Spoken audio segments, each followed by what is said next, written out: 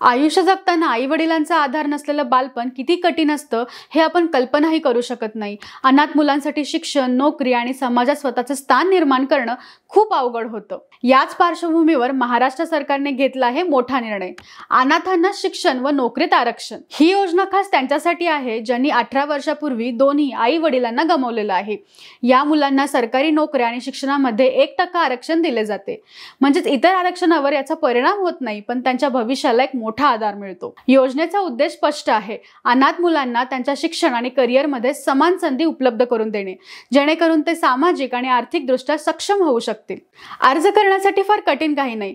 जवळच्या जिल्हा महिला व बाल विकास विभागाच्या कार्यालयात जा, आवश्यक कागदपत्रांसह अर्ज सादर करा, जसे की अनाथ प्रमाणपत्र इत्यादी। पडताळणी झाल्यानंतर पात्र मुलांना 1% आरक्षणाचा लाभ मिळतो। मित्रांनो, अनाथ आरक्षण योजना म्हणजे फक्त आरक्षण नाही, तर अनाथ मुलांना त्यांच्या आयुष्यातील संधी, आत्मविश्वास आणि सुरक्षित भवितव्य देणारा एक मोठा आधार आहे।